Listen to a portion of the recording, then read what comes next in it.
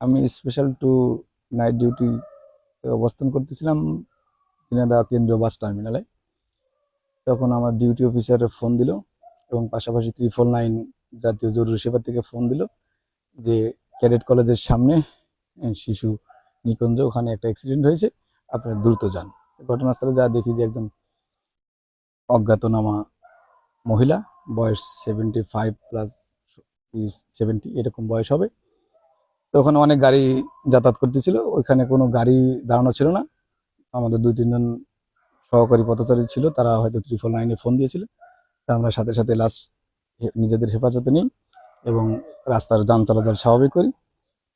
এখন আমরা লাশটা, যেহেতু রাত্র অনেক গভীর হয়ে গেছে, লাশটা আমরা সদর থানায় নিয়ে আসলাম, সদর হাসপাতালে এখন ফ্রিজিং করব এবং পরিচয় জানার জন্য আমরা কন্ট্রোলের মাধ্যমে এবং আমাদের ডিউটি অফিসারের ইয়াতে জানানো হয়েছে।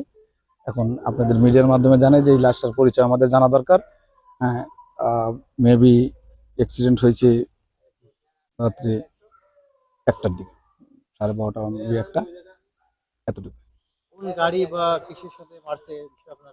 না, এই বিষয়ে আমরা জানতে পারিনি, কিন্তু অনেক রাস্তা এই গাড়ি চলাচল করতেছে, এইখানে গাড়ি নির্ণয় করা সম্ভব হয়নি। তবে আমরা চেষ্টা করতেছি যে কোন গাড়ির সাথে অ্যাক্সিডেন্ট হয়েছে। স্থানীয় লোকের সাথে কথা বলছি, যাতে ওখানে রাস্তার থেকে আরো একটু দূরে তাদের বাসা, তারা ওখানে এই মহিলারা কেউ চিনতে পারেনি এবং কোন গাড়ি অ্যাক্সিডেন্ট করেছে এটাও তারা বলতে পারেনি। এবং ওখানে যেহেতু গভীর রাত, ওখানে কোনো চলাচলকারী ব্যক্তি ছিল না, যার কারণে এই গাড়িটা নির্ণয় করা সম্ভব হয়নি। আমি প্রথমে দেখছি যে একটা লোক শুয়ে রয়েছে, পা নাই।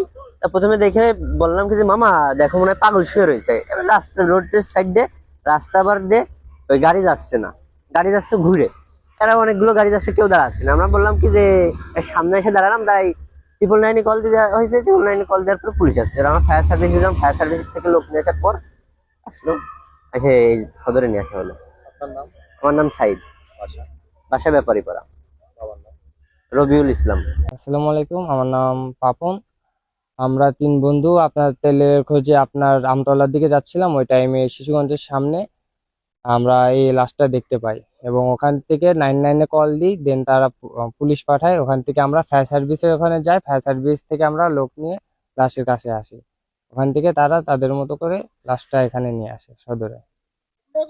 ঘটনা কখন? এই ঘটনা আপনার হয়েছে সামথিং 12:10-5 থেকে। লোকেশনটা কোথায়? লোকেশন আপনার ছিল শিশুগঞ্জের সামনে, শৈলকুপা রোড। জি। কোন গাড়িতে মেরেছে বা আপনারা কোনো কিছু দেখছেন কিনা? আমরা কোনো কিছু দেখি নাই, বাট আনুমানিক ট্রাকে মারছে। কারণ ওখানে আপনার মোটা মোটা কাজ করেছিল ট্রাকের লাইটের কাজ দেখে আমরা ধারণা করছি ওটা আপনার ট্রাক মারছে। আপনারা দেখছেন?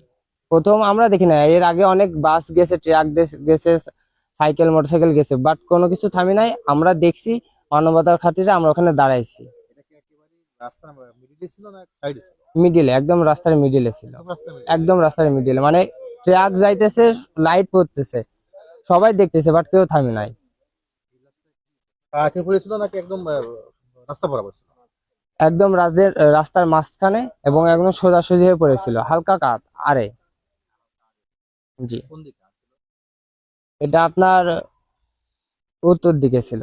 আপনার কি মনে হচ্ছে আসলে কি কোন দিক থেকে কোন দিকে যাচ্ছিলেন, মানে আইডিয়া করছেন আপনারা? আমার আইডিয়া মতো সে শৈলকুপা রোডে, মানে শৈলকুপা রোডে সোজা যাইতেছিল, আর আপনার শিশুগঞ্জের যে বিট, ওই বিটটা ট্রাক ক্রস করে দেন তাকে হিট করছে।